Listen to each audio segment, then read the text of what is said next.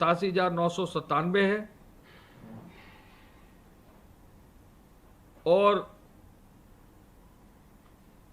इन samples में अभी पिछले एक दिन के अंतर्गत 24,186 और सैंपल्स आज आ गए हैं जो आज टेस्टिंग में चले गए हैं।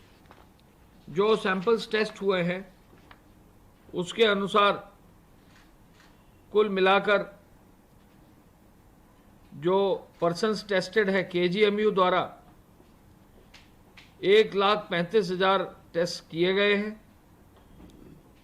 अलीगढ़ मेडिकल कॉलेज द्वारा 30,000 टेस्ट किए गए हैं। बीएचयू के आईएमएस द्वारा 58,800 टेस्ट किए गए हैं। मेरठ मेडिकल कॉलेज द्वारा 60,000 टेस्ट किए गए हैं। एसजीपीजीआई द्वारा 70,700 टेस्ट किए गए हैं। गोरखपुर के आरएमआरसी द्वारा 34,567 टेस्ट किए गए हैं। बीआरडी मेडिकल कॉलेज द्वारा 26,544 टेस्ट किए गए हैं। सैफई इटावा द्वारा 38,357 टेस्ट किए गए हैं। झांसी द्वारा 32,941 टेस्ट किए गए हैं। प्रयागराज के मेडिकल कॉलेज द्वारा 38,829 टेस्ट किए गए हैं। लोहिया के इंस्टीट्यूट लखनऊ द्वारा 50,161 टेस्ट किए गए हैं। आगरा एसएनएमसी द्वारा 29,886 टेस्ट किए गए हैं। जीएसवीएम कानपुर द्वारा 45,000 टेस्ट किए गए हैं। जिम्स नोएडा द्वारा 13,000 टेस्ट किए गए हैं। आईवीआरआई बरेली द्वारा भी जो है 17,391 टेस्ट किए गए हैं। एनआईबी नोएडा द्वारा 36,900 टेस्ट किए गए हैं। आईआईटीआर द्वारा 16,443 टेस्ट। बीरबल साहनी इंस्टीट्यूट द्वारा 11,800 टेस्ट। सीडीआरआई द्वारा भी 13,478 टेस्ट और नोएडा सुपर स्पेशलिटी हॉस्पिटल द्वारा 11,000 से अधिक टेस्ट। आरएमएल मल्होत्रा लैब्स द्वारा भी 11,000 से टेस्ट। इस तरह से प्राइवेट लैब्स के भी टेस्ट हुए हैं और सब मिलाकर जो है 8,62,079 टेस्ट जो है पूरे प्रदेश में हो गए हैं। डेली टेस्टिंग कैपेसिटी अब 25,000 से ऊपर की हो गई है और लास्ट 3 दिनों में एवरेज टेस्टिंग प्रदेश की 26,993 हो गई है। कल जो टेस्टिंग हुई थी मैंने आपको बताया 25,918 हुई है। टेस्टिंग की प्रक्रिया काफ़ी तेज हुई है और इस पर काफ़ी कार्य करा जा रहा है। गृह विभाग द्वारा पिछले समय में धारा 188 के अंतर्गत अब तक 85,033 एफआईआर दर्ज कर दी गई हैं। कुल मिलाकर 2,18,532 लोगों को जो है उनके विरुद्ध कार्रवाई की गई है।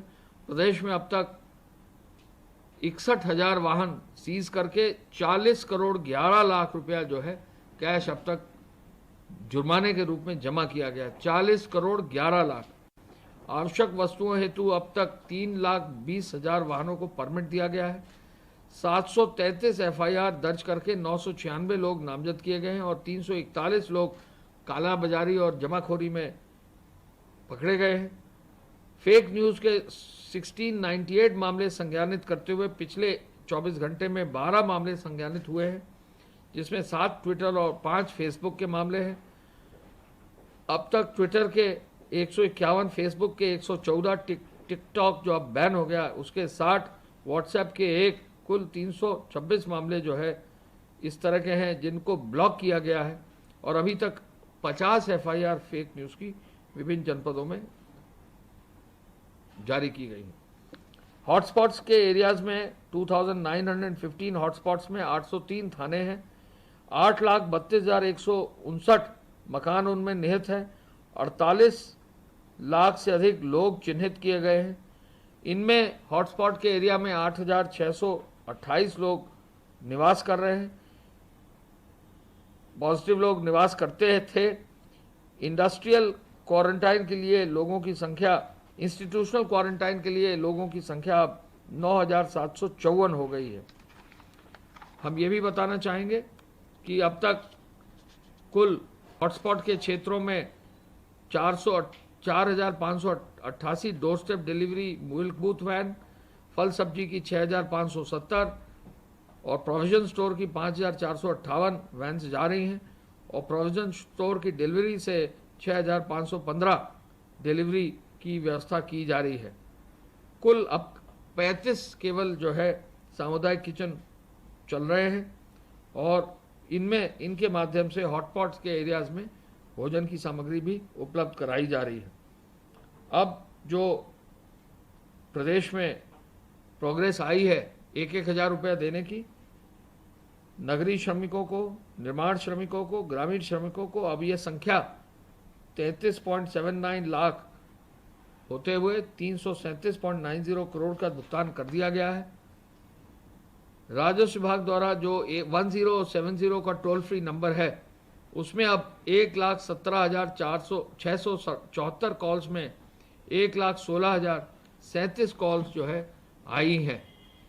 इस प्रकार पूरे प्रदेश में जो है कार्रवाई सुनिश्चित की गई है।